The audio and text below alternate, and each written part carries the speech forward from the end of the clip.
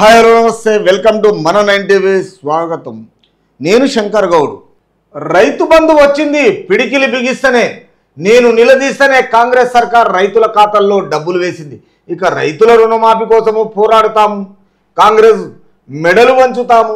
Nizamabad road show corner మీటింగ్లో BRS అధినేత కేసీఆర్ ఏమంటుండంటే, కాంగ్రెస్ ప్రభుత్వం నిర్లక్ష్యం చేసింది కాబట్టి 5 నెలలలో నేను నా హెల్త్ బాగలేకపోతే నేను నా గురించి అసలు వీళ్ళకి అర్థమైతలేదా, నేను పిడికిలు బిగిస్తేనే తెలంగాణ రైతులకు రైతు బంధు వచ్చిందనేసి చెప్తున్నాడు.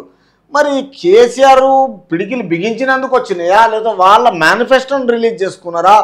తెలంగాణ ప్రజలు గెలిపించుకునేందుకు వాళ్లకు వాళ్ళ ప్రేమానురాగాలతో తెలంగాణ సీఎం రైతు బంద్ వేసిండా, లేకపోతే ఈయన పిడికిలు బిగిస్తేనే వేసిండా?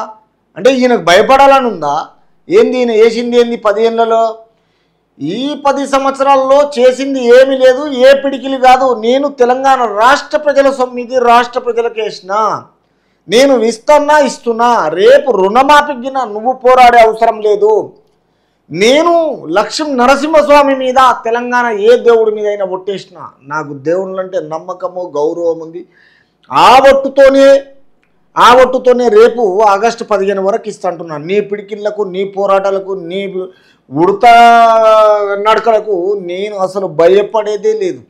నువ్వు ప్రతిపక్షం ఉన్నావు, ప్రతిపక్షం హోదా స్వీకరించు, తెలంగాణ ప్రజలను గౌరవించు. అంతేకాని నువ్వేదో రైతు బంధు వచ్చింది పిడికలు బిగిస్తానంటే నీ పిడికలు కాదు. నేను ఓట్లు అడుగుతున్నా కాబట్టి రైతులను, తెలంగాణ రాష్ట్ర ప్రజలను వాళ్ళకి ఇచ్చే అడుగుతున్నా. నేను రేపు తెలంగాణ రాష్ట్రాన్ని డెవలప్ చేసుకోవాలంటే వాళ్ళకి ఇవ్వాలి, రేపు లోక్సభకు ఎంపీలను పంపాలి, తెలంగాణ రాష్ట్రంలో గౌరవాన్ని నిలబెట్టాలని. కానీ నీ పిడికిలకు భయపడి ఓటే ఏమంటారు రైతు బంధు అడుగుతలేడు, తర్వాత వాళ్ళకు వేసింది కాదు. నేను ఈ రైతుల రుణమాఫీ కోసం పోరాడుతాము అంటావు. ఏం పోరాడతావు? నేను వేస్తున్న తర్వాత నువ్వు పోరాడి నీకు భయపడేసింది కాదు, ఎవరు వేస్తా అని రేవంత్ సర్కార్ చెప్తున్నారు.